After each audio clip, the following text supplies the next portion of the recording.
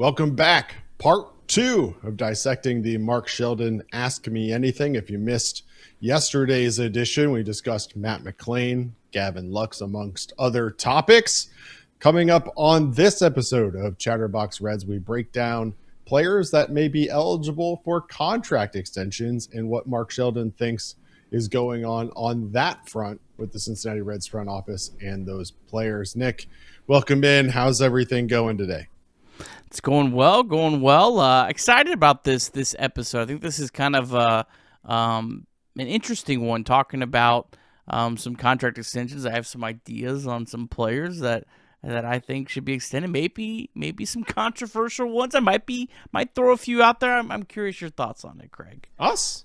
Controversial? No. Never. Well, stick around for that. But first, Nick, why don't you let the listeners know what's going on with Omaha Steaks? Yeah, I know, Craig, the last thing I want to do post-holidays is go shopping. Stores are nuts. You know, we already dealt with that enough in December. So you know what? The best thing you can do, what I do is I go stock my freezer, and I reset my freezer this busy holiday season with the exceptional taste of Omaha Steaks and the convenience of having high-quality proteins on hand. It comes packaged just beautifully. That's one of my favorite things. We haven't talked about a lot, Craig, is that it comes like packaged like really nice and convenient. You pull it out, everything's in these like nice little boxes. I know for me, like I got a million kids at home, you know, freezer space is very limited. So it coming organized, being able to place right in and fit in nicely is a really nice perk of Omaha Steaks, as opposed to like, you know, you go to the store, you get chicken and it's like falling out, and it's like nothing stacks on top of it. You know what I'm talking about, Craig. I know what you're talking about. Got to fit in good with the Uncrustables and with the chicken nuggets and all of those other things that are in the freezer. Absolutely. It's very efficient in your freezer. Craig, what have you been enjoying lately, my friend? Well, I got to be honest with you, Nick. I maybe it's on me, maybe it's not, but you know, obviously when I hear about Omaha Steaks, the first thing I think about is the steak. And that's a given. That's an obvious thing. But one of the things I found recently that I didn't necessarily know about with Omaha Steaks is that it's not all steaks. They've got these pre-made comfort meals as well that I've been diving into of recent. And those have really been nice, easy meals for me to put together that feel like I've been in the kitchen for hours, when in reality, I've been in the kitchen for like 15 minutes. So they've got everything from lasagna to shepherd's pie to pot roast to chicken and dumplings and everything in between. So if you want a home-cooked meal that tastes good and doesn't necessarily take as much time as it would otherwise, Omaha Steaks has you covered there too. It's not just about grilling out and getting your steaks on the grill. There's a lot of other options for you as well. Well, let Omaha Steaks deliver high-quality proteins right to your door. Visit omahasteaks.com for 50% off site-wide during their end-of-season sale. And for an extra $35 off, use the promo code CHATTERBOX at checkout. That's omahasteaks.com, promo code CHATTERBOX. Terms apply. See site for details. All right, let's jump into it. Mark Sheldon, part 2 of the Ask Me Anything. Of course, the question on the Ask Me Anything held on Reddit on Monday. Question was about Elly De La Cruz and an extension, and in general, just contract extension conversations that have been going on. And Nick, I'm going to be honest with you. I think this might have been the most surprising answer that Mark Sheldon gave during the entirety of his Ask Me Anything series, for me at least. Here's what Mark Sheldon had to say about contract extensions with the Cincinnati Reds. And this first sentence is exactly what took me and knocked me off my chair. Quote, based on what I've heard, there have been no multi-year deal conversations with any arbitration-eligible players or guys under club control, period. That can change quickly, though, since teams and ARB-eligible players are scheduled to exchange figures on Thursday. While that often brings one-year deals to avoid the hearing, it's possible for a multi-year deal.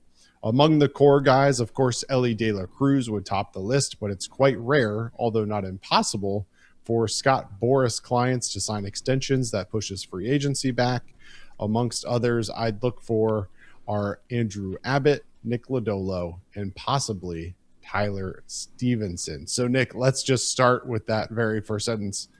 Maybe I'm naive. Maybe I just don't understand the MLB timeline as well as I think I do. 0 multi-year deal conversations with any player under club control at this point in the offseason? Is that surprising to you? No, not at all. Let me explain why. Let's look at the past history for the Reds. Hunter Green's contract was after the season started in April. It was also reported that time they had contract extension talks with Lodolo and Ashcraft right around that same time. Bad decision, certainly on Ashcraft, probably on Lodolo. McLean, last year, remember, that was right before the season started that he was offered. Also a bad decision on his part. Jose Trevino was signed in spring training last year to a contract extension. And then if you go all the way back to the two of the Reds' biggest, or probably the two biggest, I think the two biggest contract extensions, Joey Votto and Brandon Phillips were both in April after the season started. Seems like the Reds want to get through arbitration. They want to see where their figures are, and then that's probably when they start the contract extension. So I know this was like a great headline.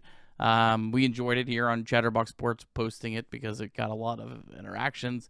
But I think just based on what the Reds have done in the past, they've never signed a contract extension, at least in the last 20 years, before spring training. So I mean, I don't know how long these deals take to work. That's the thing. I don't know. I wouldn't think like a contract extension is something that takes months and months and months to do. I would assume that's probably a couple weeks back and forth. Hey, we're interested. There's our first offer. Nope. Second offer, that kind of thing. So based on the timeline we've seen before, I don't think it's that crazy. All right. Maybe I'm naive. And to your point, I mean, he does go on to talk about the fact that numbers are exchanged this coming Thursday, which will be tomorrow by the time we release this episode, I believe. So maybe it's not surprising, and maybe I'm just overthinking it, but to be essentially 3+ months removed from a season, we've heard about contact between the players in the organization, right? We know that Freddie Benavidez went down to work with Sal Stewart. We know that Terry Francona went and flew to, I think, the flew somewhere to meet with some players. We've heard about different interactions between the front office and players. So to think that there's been no conversations at all was a little shocking to me. Arbitration conversations start this week, and so maybe that'll kind of show the Reds that they and the player or the player's agents are aligned on value, and that'll lead to some of these conversations. But certainly a little surprising, and at least to me. But let's break into it. He gives a couple names to talk about, and let's start with the one that I think we've had the most conversation with at this point in the offseason, and that's Tyler Stevenson. I'm on the record that the Reds should either extend or trade him. I think that's really the two options. I don't really see value of going into a season with Tyler Stevenson in his last year unless you plan on re-signing him. If that's the case, just get it done. I know you have said in the past that, good hitting catchers can earn $15 to $20 million. And obviously from my perspective, I'd like to sign Tyler Stevenson for less than $15 to $20 million a year. So that would probably explain why that deal isn't getting done. But let's start with Tyler Stevenson and your thoughts there. Yeah. And backtracking just a little bit, based on what you said, kind of got me thinking a little bit.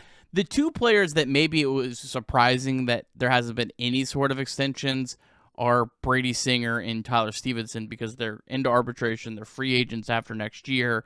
So that might kind of give you a good hint about the fact that if there hasn't been a single conversation about those two players in particular, they're probably not going to extend those players. That would be my guess. I think those two players, there would have maybe been something. I guess, a player I didn't exactly include into that list that I probably should have, thinking back, was Jonathan India. You might remember Jonathan India. They did a multi-year deal basically to avoid arbitration, kind of get a couple of years knocked out. I think the Reds have also done a couple of those others in the past. I don't have them in front of me, but those would also, I guess, kind of technically fall into that contract extension talk. They weren't like the big, massive contract extensions like a Hunter Green or any of those other ones. But that certainly Am I would remembering correctly that India was like a 2-year deal that didn't even buy out the completion of the final year, yeah, right? Actually this year is the final year, and there was a lot of speculation because he was signed under contract for 24 and 25, and then in 2026, this year coming up, he went back to arbitration. And that's not really that uncommon. There's actually quite a few players I've seen contracts where they do that. They basically just try to buy out a couple years at a time, and then they can make up that decision for that last year. It seems very weird to me, but I'm sure there's something in baseball, and the Reds aren't the only team that does that. But yeah, I actually, Craig, put these into a couple different categories. I put Tyler Stevenson and Nick Lodolo into what I would call the top players that I love to get extended that are urgent. I just think for Tyler Stevenson, break down each of the categories. Let's talk about that category first, and then let's do each category independently. Let's talk about Tyler Stevenson and Nick Lodolo and why you view them as urgent, and we'll talk about those two, and then we'll get into the rest of them if that makes sense. Yeah, for Tyler Stevenson, it just doesn't make sense for him. Like, that's kind of where I'm at, where it's I just don't know. He just hasn't done enough to where if I was Tyler Stevenson, the Reds are going to offer me anywhere close to what I think I can get. So that's why I don't think a contract extension is anywhere close to. I'd love to get it done, but he just hasn't done enough. And there is always the possibility with Tyler Stevenson, if he is an all-star in 2026, he lives up to all the hype in 2026, completely looks like the guy that we've fell in love with at times, he can get a qualifying offer, and he can even turn down the qualifying offer. And to be honest, that qualifying offer pick is probably not that far off from what his value would be in a trade for 1 year. So, like, from a Reds perspective, I can kind of see why you would consider gambling on Stevenson. There also still is the possibility that Stevenson could get traded this offseason. The Reds do have that third catcher. There's also a possibility Trevino gets traded. Seems, I don't know, possible. There's also a possibility that unlikely. There's also a possibility that Stevenson gets traded at the trade deadline, even if the Reds are winning. There's a possibility. Like, if they feel good about Trevino or Rortvedt kind of steps up and, hey, we can move some pieces around, that's also still a possibility with him. Yeah, I think all of that is probably accurate. And just for, again, context, we've gone over these numbers before, but Tyler Stevenson is projected to make around $7 million in arbitration this year, 6.4 according to MLB trade rumors, and then Nick Lodolo 4.3. Spotrac has them both slightly higher. Has Tyler Stevenson at $7 million and Nick Lodolo at $5 million, but those are, again, estimated values. Stevenson this year is the last year of the contract. Lodolo next year is the last year. But again, it just feels like after Lodolo's year last year that his value's as high as it has been, at least, right? Maybe not as high as it's going to be ever. Certainly as high as it has been in a while. And if he's not on the trade block, which we're going to talk about tomorrow, then what are you doing? It just doesn't make a whole lot of sense to me. You might as well try and get that done if you can. And if you're Lodolo, it feels like now would be the time to do that, right? Like, from Stevenson's perspective, it makes no sense for me to sign that contract extension today unless it's a big contract and you're giving me millions and millions of dollars. Lodolo's standpoint, that contract that I signed now is probably the best value I've ever had offered to me, right? Like, it definitely beats out anything that I've been offered in the past. I just came off my best year, got 2 years left. Lodolo, you have it labeled as urgent. Like, I just feel like Lodolo has two options. You either trade him or you sign him to an extension it just makes too much sense from both sides of the table to try and get that done at this point, at least in my perspective, based on what Nick Lodolo did last year is why Nick Lodolo would sign it. But what Nick Lodolo could be and what he showed last year is exactly why the Reds would want to sign it too. Yeah, I kind of had top urgent more from the mindset of a player that's getting close to the end of their contract that I really want to keep. That was kind of my thought. Not exactly that. But yeah, like what you said is perfect. Like, he's in the exact opposite spot of Tyler Stevenson. Like, it makes all the sense in the world for Nick Lodolo to consider. Now, maybe the Reds would completely lowball Nick Lodolo, and it wouldn't make sense for him based on that. But in terms of just a player at this particular time, should you consider a contract extension? Absolutely. I do think, though, Nick Lodolo is not necessarily going to get a contract offer from not just the Reds, but if he was on any team, based on I had a 3.33 ERA and I made 28 starts. I don't think he's still going to get that just because he's only made 21, 7, and 19 the 3 years before.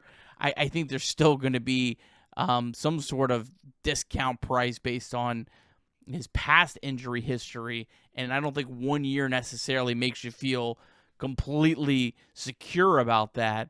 But I think from his perspective, it would make a lot of sense. And my exact note on here was, if you aren't going to trade him, ...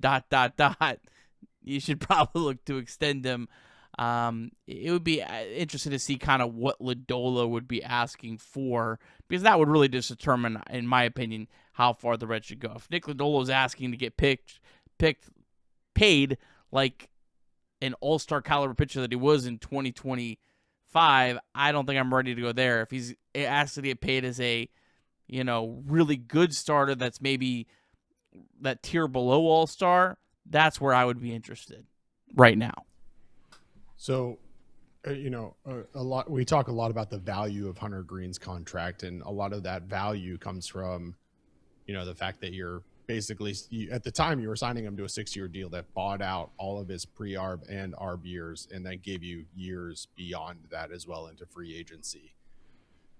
With Nick Lodolo only having 2 years left, you're probably looking at like a 3 to 4 year contract would be my guess for him. He would probably want an out before his prime to be able to go out and get like a truly high dollar contract if he does continue to perform. But from your perspective, at least, you kind of put it in context there that like, just below an all-star, what does that look like from a dollar perspective in your eyes? Like if the Reds announced that they signed Nick Lodolo for, let's say 4 years, $50 million. Where does that land for you? And here's where I came up with that number, Nick, is the last 4 years of Hunter Green's contract, which is the next 4 years. He's scheduled to make 8.3, 15.3, 16.3, and then 21. So that's 23, 39, 60 million over the next 4 years. What if Nick Lodolo got a similar contract to that? What would be your answer or your response, given the value of pitching today and what we've seen other pitchers go for? Yeah, that's probably about right. Because he's only projected to make $4.3 million this year. Say he doubles that. That's about, I think about what you could max out as doubling in arbitration. That's $8 million. So that's only $12 million for the next 2 years. And then I think maybe he's $20 million a year those 2 years. I think $20 million a year is kind of the going rate for a pitcher. That's kind of what I was talking about. So yeah, 450 is probably about it. Maybe you could 445 or something like that. I think that's probably what the Reds should be looking at. I think that's actually a really solid estimate from you. I like that. How about me? Throwing out numbers that I don't normally do. All right, let's talk about some less urgent names, Nick. And obviously, there's one name on here that everybody, well, maybe not everybody, but a lot of people would expect the Reds to have conversations with, even though nobody really expects a deal to get done. But then you have some other names on here as well that aren't necessarily coming up on free agency, but may make sense for the Reds to explore a contract extension for. Well, I've been wanting the Reds to extend Elly De La Cruz since he was in Chattanooga, so I don't know, urgent, not urgent. I mean, I think it's been back there. I think Elly De La Cruz is a perfect example of when you feel like you have a superstar in the minor leagues, and this is hint, hint, hint, what I got coming up with maybe Alfredo Duner to a lesser extent. You extend him as early as you can. You don't mess around and screw around. You take the gamble, because boy, would that look great right now. Obviously, Ellie De La Cruz, we've exhausted that, but yes, anything. You should do everything within whatever you did to try to get Kyle Schwarber, times that by about 10. That's what your effort should be for Ellie De La Cruz. The other players I have on here, Noelvi Marte starts arbitration next year. He's just still so young. He's kind of in a weird spot, Craig, where I don't know how far I would go yet, but I'm certainly intrigued, and I'd love to at least be throwing numbers out there and seeing where we're at.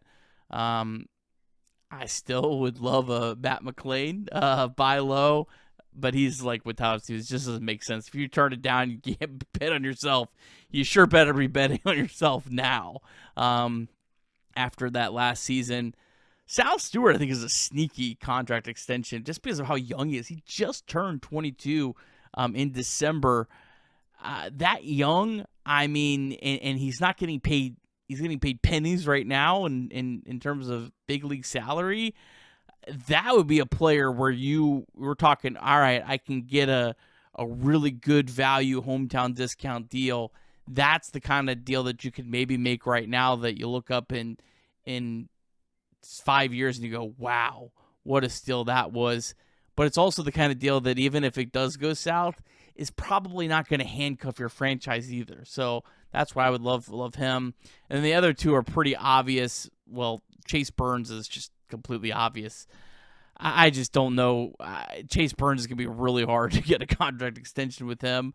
But you got it with Hunter Green, so could you pretty much offer the exact same thing? I think Chase Burns is probably a little bit further. He's definitely further along in terms of his when Hunter Green debuted. But yeah, Chase Burns. And then Rhett Lauder, buy low with him. But again, he's another one. It just doesn't make sense for him. I'd be telling him to wait another year unless the Reds are offering you something ridiculous, which we know is not going to be the case.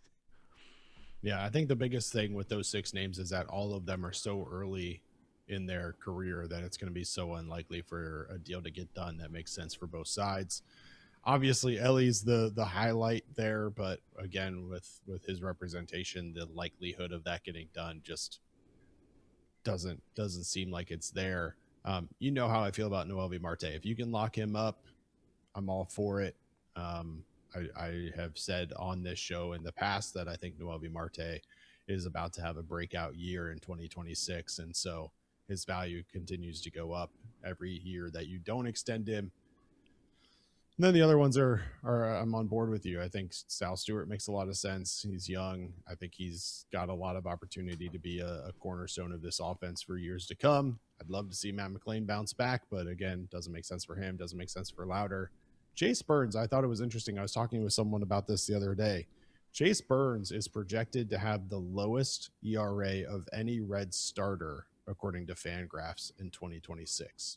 So for everybody who's hating on Chase Burns and his performance in 2025, which really was just burdened by one terrible outing in Boston, there's a lot of people that are really, really high on him. And so I don't think that's crazy. That people love to give Nick hell for his love of Chase Burns, but he is not alone. And so just certainly caution you to that. He's also going to have a lot less innings, hopefully, than a guy like Hunter Green or Nick Lodolo, which is also going to help him. The fewer innings you have, the easier it is to kind of sneak a lower ERA. Yeah. When you make 30 starts, you're one Boston Red Sox Chase Burns start away from your ERA being completely inflated. Yep. All right, you kind of teased this, but let's talk about some of these quote deep gambles that you have them labeled as. Yeah, one not even close to yet, but I wouldn't be completely against Alfredo Duno. I know people hate that, but man, you want to talk about taking a risk and taking a swing? Throw it at this guy. I mean, I would be all for it. I think the Reds are at least 1 year away from that being a serious option, but I would love it. And then the other guy is just Tyson Lewis, just with the tools that have been off the charts, and we've seen the record-breaking Statcast numbers. I'm not even there yet, but if he has another year like he had this year where he's progressing and he's maybe gets into Dayton by the end of the year, I think next offseason I'd be really thinking about it. Those are just two names that right now are like my deep dive gambles. And again, you might think I'm crazy, but again, I said this about Ellie De La Cruz back in 2022, and I stand by it. Let me throw one more name at you and get your thoughts on it. And obviously, Sal Stewart and Alfredo Duno and Tyson Lewis are all at the top of the Reds' top prospects list, and this name's a little bit lower on the list, but one that I don't think people would necessarily be surprised to see at the major league level in 2026, and that's Hector Rodriguez, and a guy that I know had a really good 2025.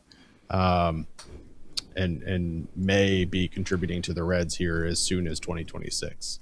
I don't think I'd be there yet on Rodriguez. I don't think he has like that ceiling. Not to be disrespectful to Rodriguez, I think he's a really talented player, but I just don't think he's anywhere close to the ceiling of a Duno or a Tyson Lewis. So I kind of want to let it ride and see. Now he could have a breakout year, and I feel completely different at the end of next year, but I'm just not there yet.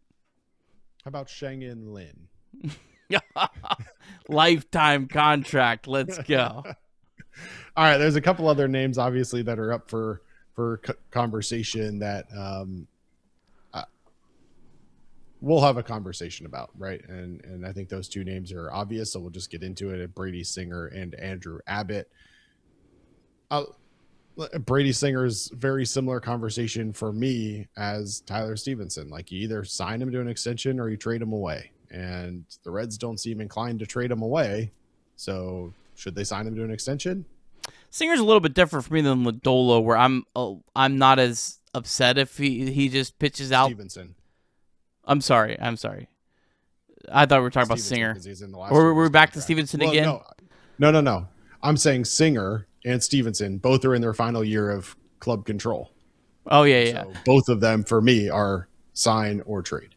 I'm fine with rolling with Singer till the end of his contract. I just don't. I think because of what he's going to get paid this year, I just don't think like Nick Lodolo, you're going to get a prospect haul back for. Brady Singer, you're not, because he's maybe worth 15 or 16 million for 1 year. He's getting paid 12. So how much is a team going to give up for a guy that is not that great of a bargain? It's a bargain, but it's not that great. So a team's just not going to give up a huge prospect. Or, at best, you're maybe like trading him for a bat. But again, trying to find like a fit for a pitcher for the bat that you need, it's really hard. It was almost like kind of the crazy India for Singer. It was a great trade that we thought was good for both sides. It ended up being really great for the Reds and not for the other. And again, that's what I'm kind of thinking Singer would be. Like, you're probably trading it for another Jonathan India type, which may not even be that good. So I'm okay with Singer riding it out. I don't really have an issue with that, just because there's not a ton of excess value there. Where Lodolo, there's a ton of excess value, and that's the kind of players that you need to capitalize if you're not going to extend. So I have a couple of thoughts here. First of all, I think Brady Singer would be a fantastic long-term fit for this rotation.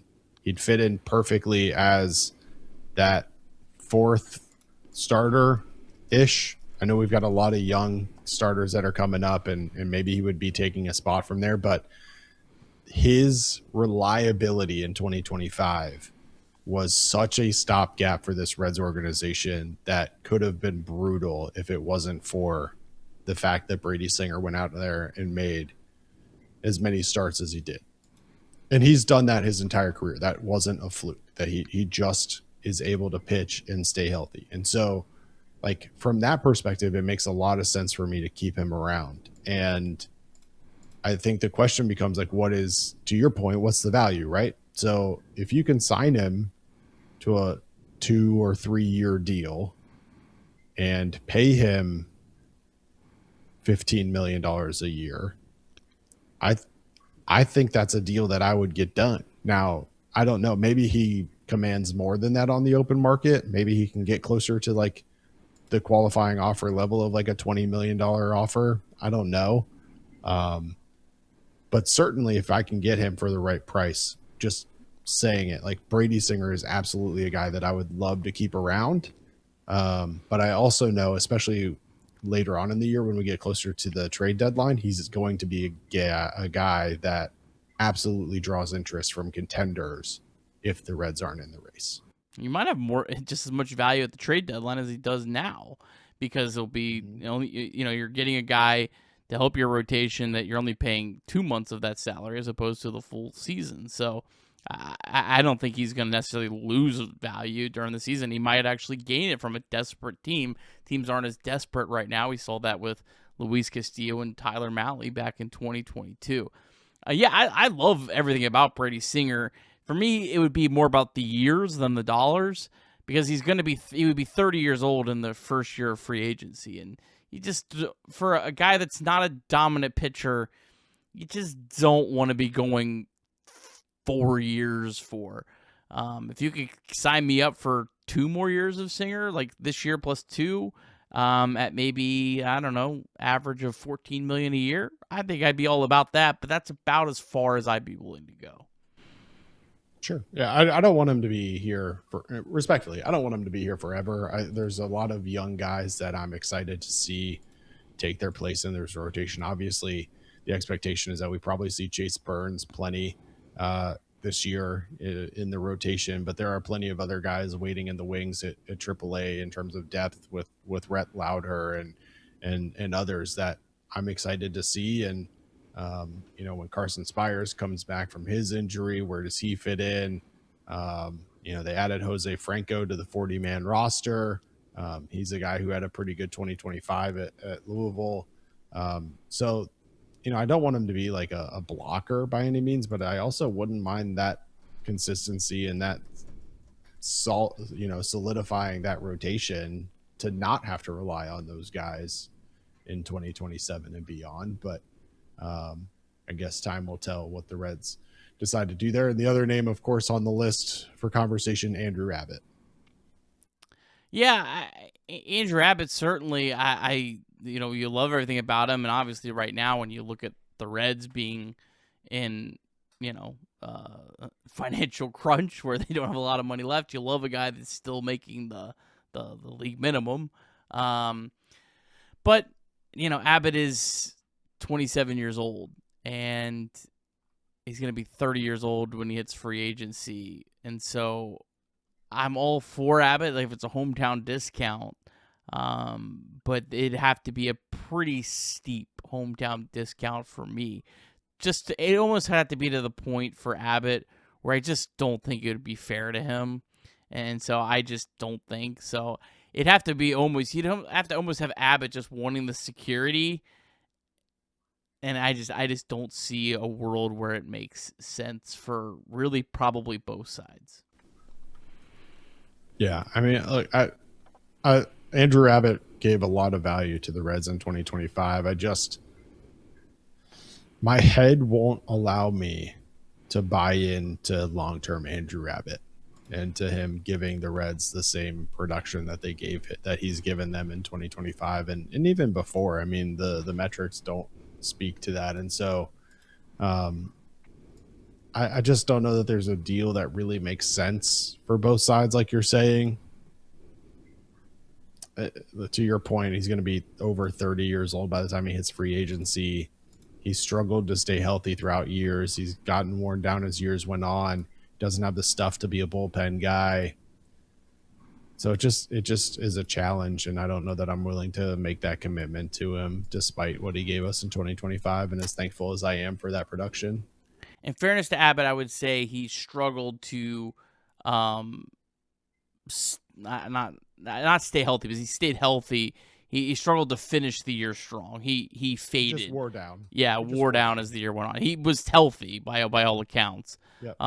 But yeah, and it's an unfortunate thing, because like you love everything Andrew Abbott's done, and I do think that he's proven to this point that he's going to outpitch those predictive numbers. I think that, but how long is he going to I feel confident he's going to outproduce that in 2026, but how long does that last? At some point, I think that does come back to bite him. I don't think it will be in 2026, at least not dramatically, to where he's like not a starting pitcher, like not one of the Reds' best 5 starting pitchers. But it's hard to envision that working out well for years and years and years and years to come. Yeah. All right. Well, as always, Chatterbox Reds will have you covered if and when news does break on contract extensions, trades, or any other news. We'll have you covered right here. Nick, what's coming up on Chatterbox Sports this week? Yeah, absolutely. Chatterbox Bearcats. There was, if you're listening to this on Wednesday morning, they had a game last night. So brand new podcast available everywhere you get podcasts, available also on YouTube. Of course, Off the Bench, 10 a.m. Monday through Friday, and the Stone Shield Show, 11 a.m. Monday through Friday here on Chatterbox Sports on YouTube and everywhere you get podcasts. Lots of Bengals talk, wrapping up the season, looking ahead to the draft. So yeah, be sure to check all of that out. Absolutely. And we will be back tomorrow, Friday. I don't know. We'll have another episode for you this week, continuing this discussion on the Mark Sheldon Ask Me Anything. Next time on Chatterbox Reds, we'll be breaking down conversation around Reds starting pitching, and specifically whether or not the Reds should move one of their starting pitchers, maybe in a package for a bat. Maybe. Could that bat be Gino Suarez? We'll break it all down for you next time on Chatterbox Reds. For Nick Kirby, I'm Craig Sandlin. We'll see you next time. Go Reds.